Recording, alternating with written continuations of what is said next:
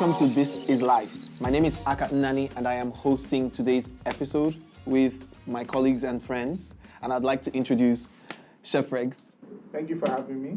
Sisi Yemmie. I'm so happy to be here. Zilicious Winifred. Always a pleasure. And my man Jimmie. Thanks for having me. So guys, this episode is about sports and recreation. Okay. And everybody, went to primary school, PE time. We were all, sports and recreation. I played on the playground, shout out, I don't know about running. I had a small episode where I had a point to prove in secondary school, so I did a long discharge, but since I nearly died, but everybody on this table has or is making a living and, getting that bread from recreation. Other people's hobbies is literally your life's work. So Edward Gbubemi said, if bread is the necessity of life, recreation is a close second. Okay. Now I see what he meant. Yeah. I don't really see what he means. I don't like why you... What does it mean? Recreation is like passion. Recreation is passion. Like what every other person sees as a hobby is what we are saying as, what we take as work. So change recreation to passion and then you would understand it a lot better, right? Oh my God. Boom. Okay, so change, say it again with recreation. Let me hear it. I think what let him say with recreation, let me hear it again. If bread is a necessity of life, then recreation is a close second. Passion. So the undertone in that is bread is like feeding. So like if feeding is essential for life, recreation is also essential. I just thought recreation was some bakery shit, so I'm sorry. I'm not even playing. No. I like recreation. But if you connect it to the first statement he made about people's passion is what is people's our hobbies are your revenue stream. Yeah. And then hobbies have changed. Hobbies have become life's work. Yes. You vlog. That's your life's work. Yeah. And you're building houses, you're taking care of kids. You build a house, though. Yeah. That's the first time I'm hearing about that. Hey, man. And you cook. I cook for a living, yes, I do. For a living. Humble rice and stew guy. Yeah, some people will ask them, Really what's your hobby? rice and stew guy? International. Don't start. Come on. And you vlog too. She's a food entrepreneur. A food entrepreneur. So what does that mean? I was going to ask. An entrepreneur in the food industry. So I produce food content, of course, and then I also have food-related products and services as well. Excuse me, ma, please, stop the market. What else is there? Because honestly, we had a chit-chat earlier on, and she like food entrepreneur. Like, girl, we see you on YouTube most of the time. So you explained some other things, which I think you should enlighten Akah. Okay, so food entrepreneurship is, apart from the content creation that goes on YouTube, and not just YouTube, on TV as well, I have other products like my meal plans that will be coming out real soon. I'm actually studying to become a nutritionist in a very short while. I'm almost there. It's not an easy journey, but hey. Yeah. And then with that certification, there's so much you can do. And then a lot of people don't understand that food is not just what we eat. Food has a relationship with our body. And once you understand food as a major part of your body, it's a totally new, different world, playing field for you. So it's not just about cooking. It's now you understanding food ingredients and how you can use it to cure ailments and diseases and all of that. So that's like a whole new world. A whole new world. That's something I've delved into. And then, of course, like I was talking to you earlier about going into kitchen interior. Yeah. I'm also studying to become in fact, the best kitchen interior designer in Africa. Wow. Yes, in Africa. International. And then there's so many other things you can do in the food space. Wow. Yeah. So amazing. Basically. And Jimmie, you are you talk for a living. Pretty much. And you vibe for a living. So you can relate that to people's hobbies being, your revenue stream. Like, for example, people enjoy watching football or watching sports. So just sit at home, there's a game tonight. So everybody, people make money from even putting games on TV.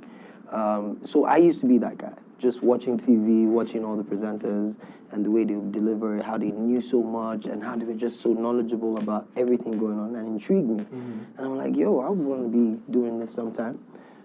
And you know, when you're watching TV most of the time and you become passionate about it, you want to know more how you can make money from what you're doing at the moment. And when that opportunity comes your way, you have no practice for it. It's your passion that pushes you through. Yeah.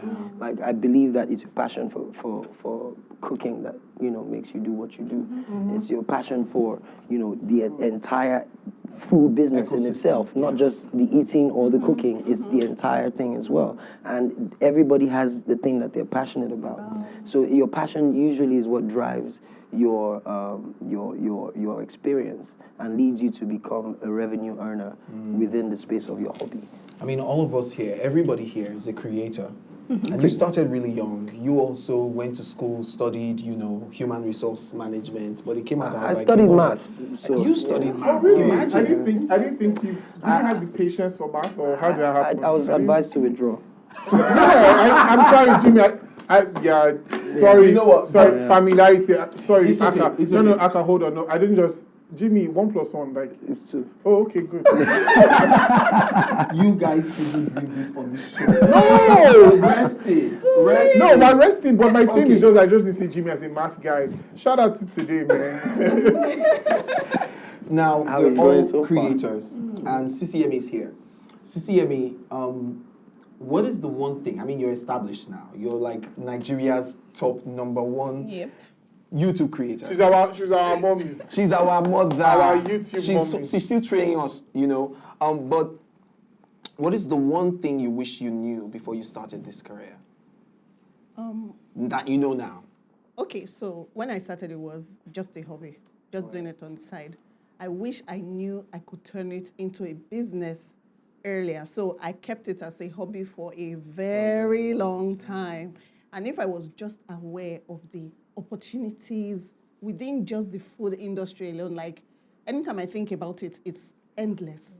The opportunities are endless. If only I knew, I would have started. And maybe those houses you're talking about. If I don't build that I don't build like 10 right now. So the food space is really, really lucrative. And I did not know about that. I see. Yeah. I mean, you're in food.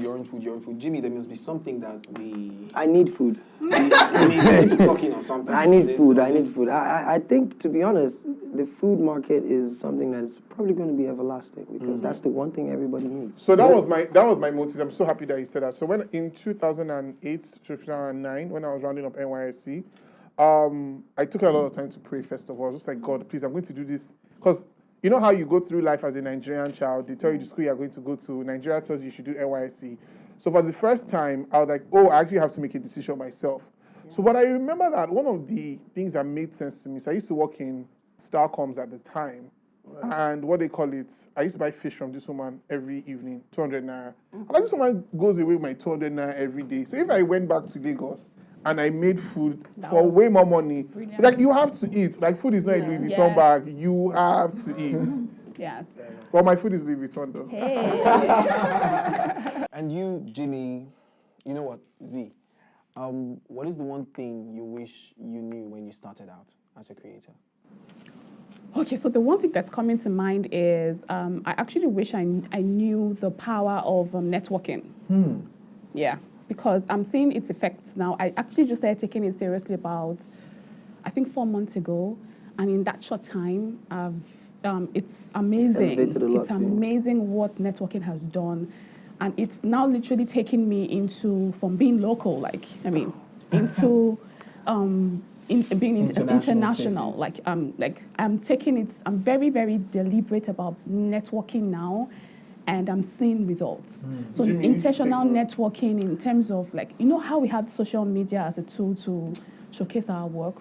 Social media is actually another place for networking, where you see people who do what you do, and you intentionally reach out to them, go into their DMs, start conversations, and you never can tell what will happen from there.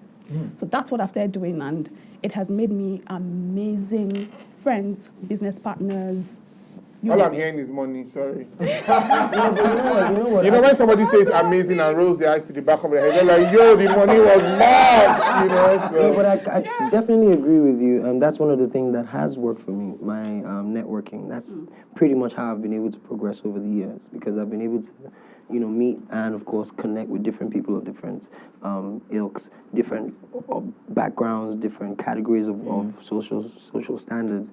And having that ability to be able to connect with whichever situation you find yourself in, whether it's in the local or international realm, if you have the connection or the network abilities to be able to link into that, half of your work is done. And I But also feel, okay. what you've done that I have failed to do, that if I had known when I started earlier, which is creating content and documentation of what you're doing.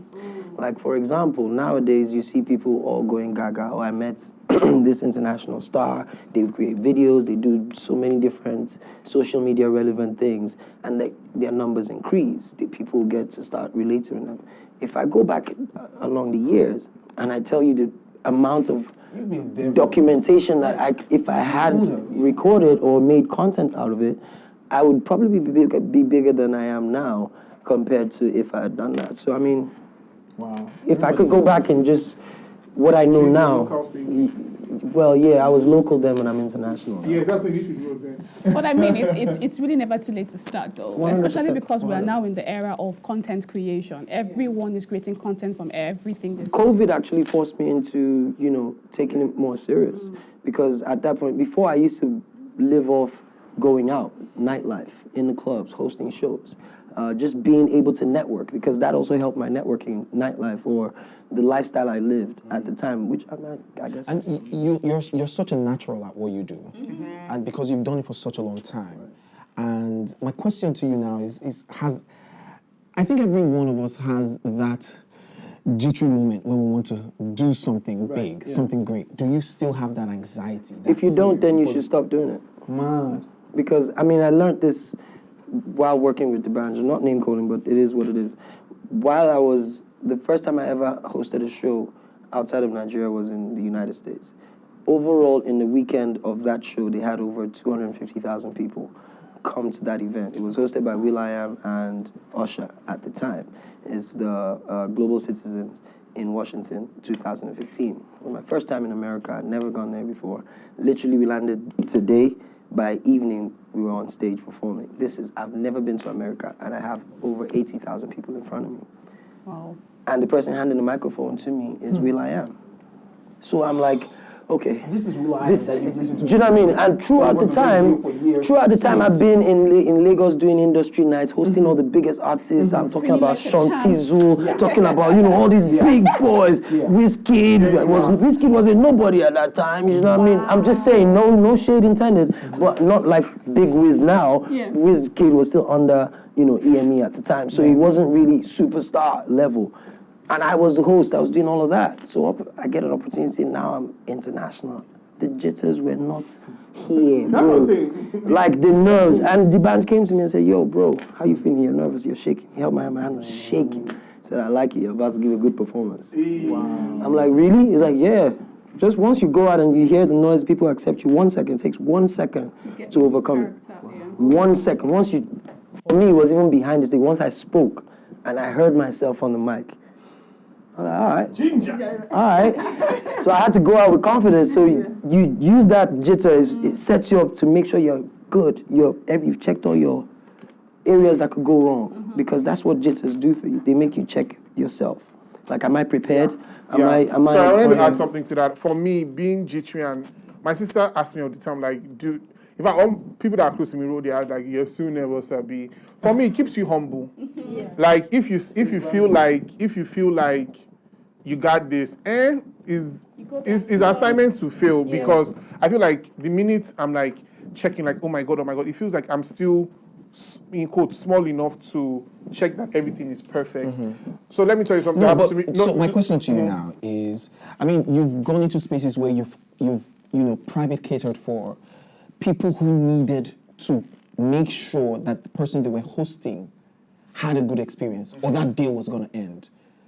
I mean, you've hosted gigs for men who had the ambassadors of countries. That's what I'm saying. Did you ever feel that weight? Like, if I failed now, the world depends on this food. If I failed now, it's over. And my guy is going to just cut my head. Oh, no, I had Christmas dinner for a very important client of mine. Literally, the doc that I needed was arriving as it was like the next course. Like it was like a doc. Like, I've had moments where I literally had to call my friend on the phone. Like, my career is over. It's ending. Right? No. I'm being serious. I called Modupe Fagungwe. I said, Dupe, my career is ending tonight because I am failing. But somehow, we got through dinner and my client was happy, didn't complain. I even got a tip, so yeah. This is Live podcast is sponsored by Enterprise Live Nigeria, and you can follow them on social media at Enterprise Live Nigeria.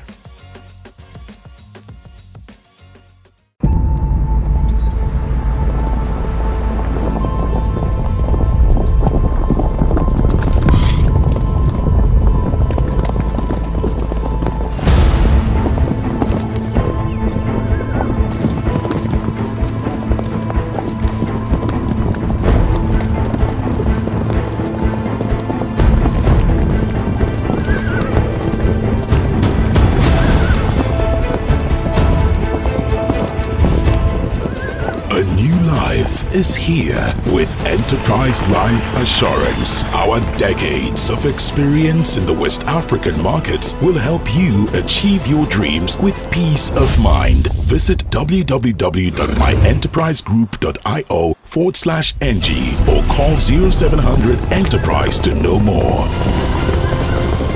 Enterprise Life, your advantage. And have you ever felt like the world depended on that one video? Yeah, maybe not video. Sometimes just content you create. Let's say sometime around this time last year, I was thinking about creating a cookbook and all that, and of course the fear and you second guess yourself, like, who are you to think you can actually do this? Like, do you see people that create cookbooks? Like, who do you think you are?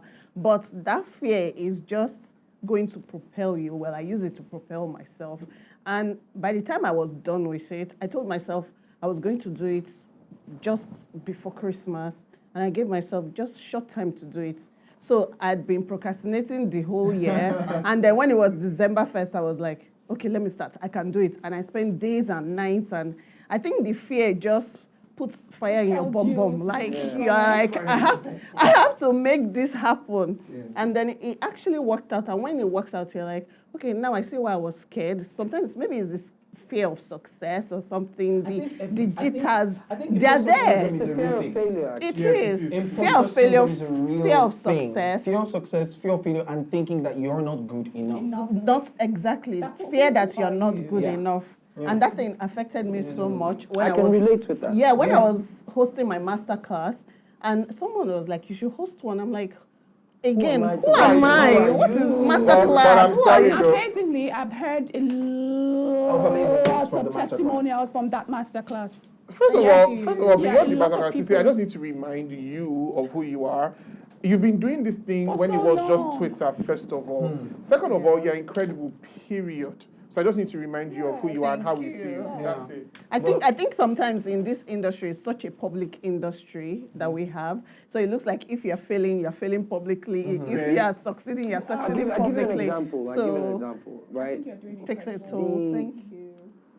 I do present for SuperSport in Nigeria, and it started out as a live show, and then they started recording it. So, but because we had started doing live, when we started doing recorded, it was a breeze. We just get in the studio, everything would run quickly.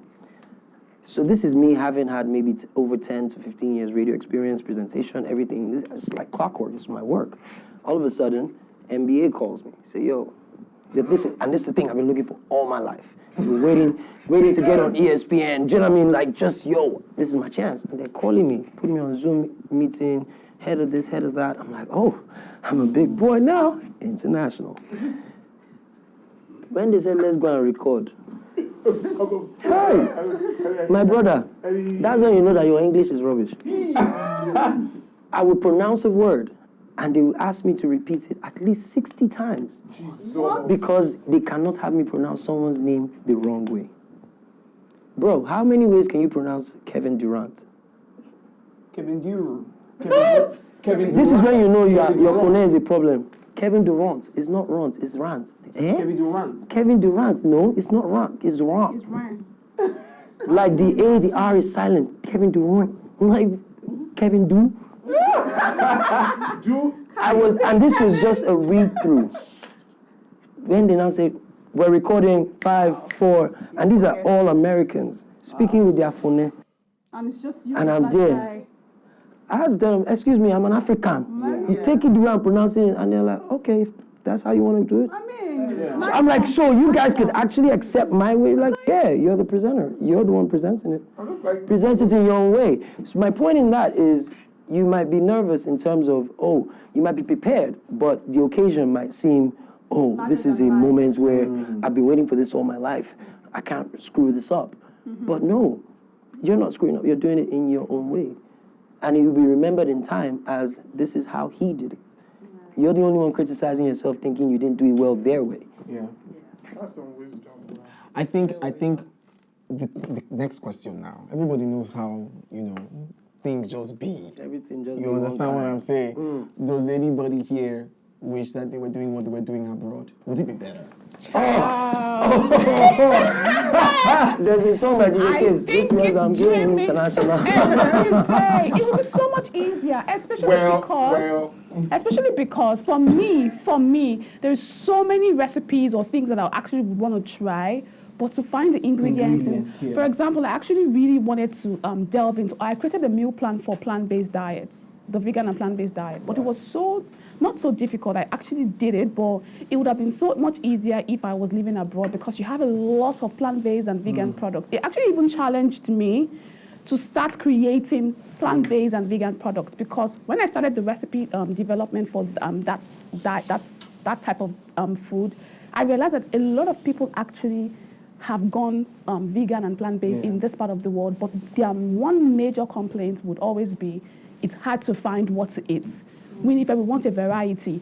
Okay, apart from this one, what else? Like, show us the way. So it would have been so much easier if you were living abroad. For me, yeah. I agree, 100%. Go on. To a large degree, I kind of like my life here. I kind of like how Chef Fregz happened. And you're the Don. Thank you, sir. So I kind of like how it has gone because I've also had the opportunity to be pretty international as well. However, what I would have preferred to have had abroad, which I already have a bit of, was the education. I just wish maybe I worked a bit longer. You went to Le Cordon Bleu. Le Cordon. Le Cordon Bleu. Le Cordon. Le Cordon. The blue ribbon, yes, I did.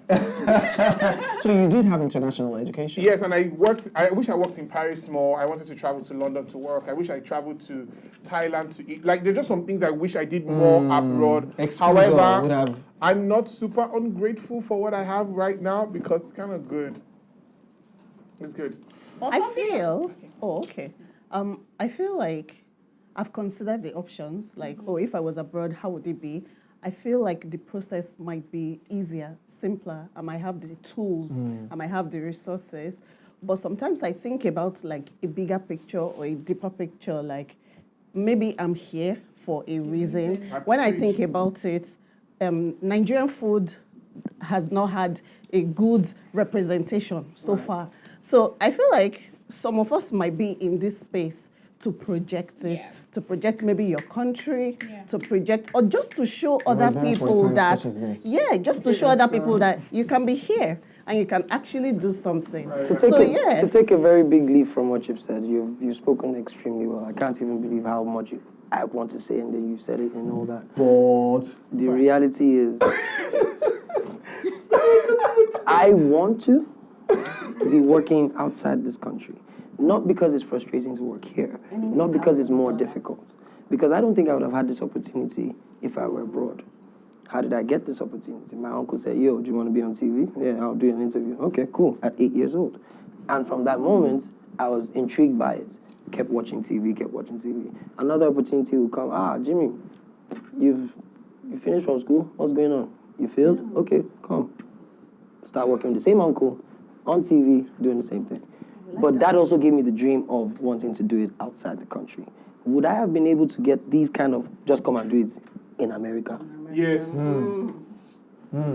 What do you think about it like that? You know, So sometimes too much structure used to cause problems. Yeah. These are what, look, Nigeria. There are some benefits. That's what I'm saying. That's what I'm saying. I'm thinking that if, for example, in the food industry, for example, if you compare the food industry of Nigeria to that of America, for example, America is way older than Nigeria. And then with that age comes a lot of experience, building of structures, and I think that that's what we in the food industry are doing now. Do you understand? I think what we're trying to say is that we like some aspects of the abroad. Yes. But we're mostly grateful. We are grateful for what we have here. So what is the goal? What would be the end game? That's the end game. Wait, let's hear how. That's not all of it.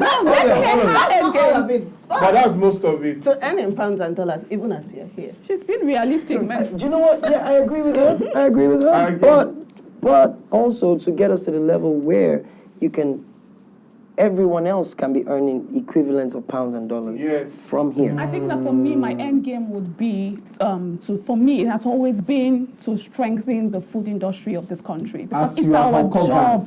No, really, it's up to us to get it done. Yeah. It's really up to us to get it done. And then what we are doing, I'm actually very excited that we've actually started because looking back maybe 2 years from now, what is now was not available. Then. It was not readily available. Yeah. So now I find myself researching on local ingredients. The other day I talked about spices, and I realized after producing that video that most of the spices I talked about were foreign spices. And I asked myself, Winifred, what happened to your ehuru, your African nutmeg? Yeah. What happened to it? And it just put a light bulb in my head. It's time for me to start researching and finding out what's the health benefits of these ingredients, how I compare them to create authentic African dishes instead of always looking to paprika, powder, and the rest of the stuff. This comment is kind of what can drive people's your focus, because when I started, I was doing maybe recipes, burgers, and all sorts of recipes. But after a while, I was like, no, that's not what we should be doing. Let's bring the akara, bring the moi moi. Yeah, so that we can have fusion meals like suya Alfredo. And you even went into that. I mean, for a while after your. I mean, everybody loved you for your burgers. There was Chef Fregz special. Yes, and then you went into doing private dining, cuisine, that was amazing. French. But then at some point you were like, you know what? Let's take your part. This is Chef Fregz. I have to give them Africanized. But let me tell you, one I like to give credit to. I say it all the time. Kitchen Butterfly, Ozos Soko. What she did was she just constantly reminded us that look, our culture and everything. So I started to think at some point to that, even with my local complex, what do we have locally as well? So I'm all for everybody. However you want to do Nigerian food, straight up like Sisi Yemmie, a little what they call it jazzed up like Winnie, properly jazzed up like Chef Fregz, Tolu, Michael. But whatever we're doing, let's just drive this, like she said, the narrative that Nigerian food is not your mate actually. Nigerian food is actually not your mate. And I think Nigerian culture. Yeah, the culture. Our culture, because our music, our film, our stories, our food, everything. Shout out to film. Yeah. So I mean. And I think the movie industry is doing so well. Right now. So I mean, Bad Boys and Bridesmaids. Let's circle back to the beginning now because we have to bring it to an end. We've had such an amazing conversation, guys. Thank you so much. But I mean, you started, like I said, your life's work, your hobby. But it's no more your hobby anymore. So what's your new hobby? Oh wow, that's a good one. That's a good one. Something I love to do is touring houses. Like the fanciest houses. I do it so just cute. For fun. And so that's a new hobby for me. And who knows, it might turn into like a job someday. But for now, that's just a hobby that I keep to myself. And I just enjoy it, like touring online and both physically. I do that. Sweet. And you, Fregz? Interior styling, plants. Those are like the hobbies. And also fragrances, I think. You did some candles, couple of for Christmas, fragrances, yes. So I'm a frag head as well. So thank you for reminding my new obsession in life is just, I just accepted being a frag head. So perfume, diffusers, candles, anything that smells nice, usually. So I'm the kind of person right now, I walk into a store and I'm passing like the soap and I'm like, oh, that shower gel is nice. And I open it and I sniff it, it smells really good. I check for the moisturizer content and I buy it. So yes, so I'm obsessed with perfume, interior styling, art. You come and do my house. You come and do my house. Art. Oh God, I'm obsessed with art. You can do your kitchen. Yes, you will do my kitchen. So what's Yeah. your new hobby? So art. So my new hobby is touring African countries and exploring their food. Exactly. Is it? No, it's not really expensive if you expensive. check it. No, I don't think it is. I don't think So what's it the last is. country you went, South Africa? Ghana. I don't And I'm think planning we to go to should Kenya. scrutinize what she spends on her hobby. No, I just teasing. no, We love her. Because I feel like if she enjoys it, she should. Actually, I really, Oh yeah, what's your I love it. nice. Before this year, actually, the plan was to tour 5 African countries during COVID. Nice. Then COVID came because I started with Ghana last year, and I wanted to visit Kenya. I wanted to go to Cameroon, and then COVID now hit us, and I'm like, no. Yeah. Yeah. So I started again this year, and then the next country I'm visiting, hopefully, fingers crossed, is South Africa. You haven't been Coming to SA. has been. I've been, But but now always I'm tour, going for a different purpose. I went Right, for right. It's a Google. Now I'm different going experience. personally to experience SA. Where Yeah. are you going, Cape Town? Tell me now. Tell us. Okay, so basically, my new passion is Hobbies. Well, my hobbies usually become my passion real quick. Is watching movies, and that has now led me to actively trying to become an actor.